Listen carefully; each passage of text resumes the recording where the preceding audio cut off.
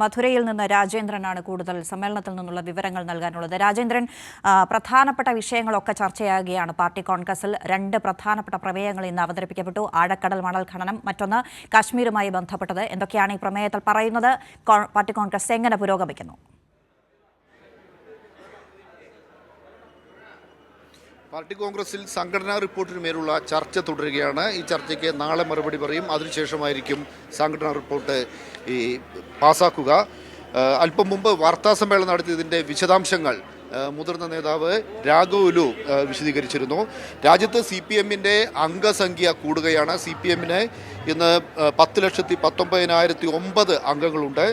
33,000-ലേറെ പുതിയ അംഗങ്ങൾ കഴിഞ്ഞ 3 വർഷത്തിനിടയിൽ പാർട്ടിയിലേക്ക് വന്നു.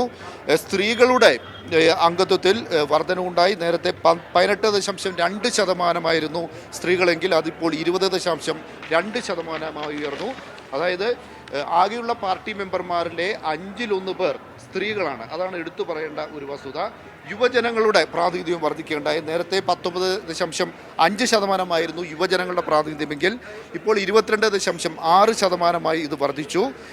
ഇതുകൂടാതെ പാർട്ടിയിലെ ആകെയുള്ള അംഗങ്ങളിലെ 75.97% പേർ, ഏതാണ്ട് 76%-ഓളം അടിസ്ഥാന വർഗങ്ങളിൽപ്പെട്ടവരാണ്.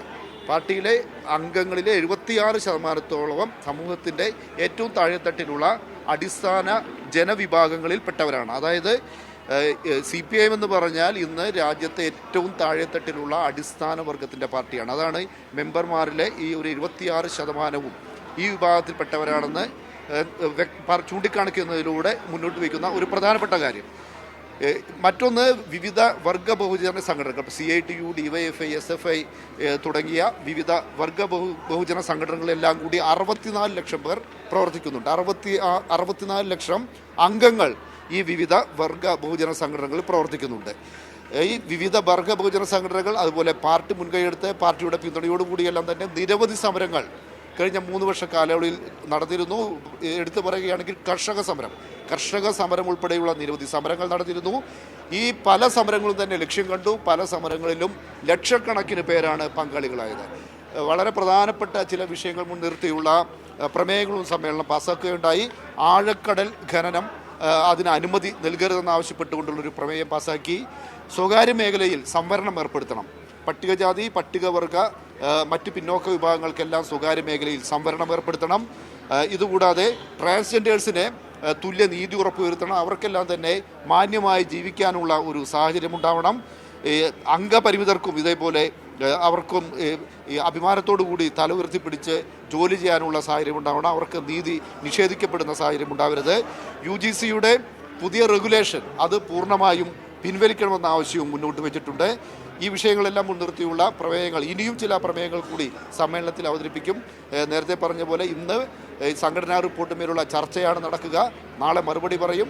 അതിനുശേഷം സംഘടനാ റിപ്പോർട്ട് അംഗീകരിക്കും. അതിനുശേഷം കേന്ദ്ര കമ്മിറ്റി, പൊളിറ്റ് ബ്യൂറോ, പുതിയ ജനറൽ സെക്രട്ടറി തുടങ്ങിയവരെല്ലാം തന്നെ തെരഞ്ഞെടുക്കും.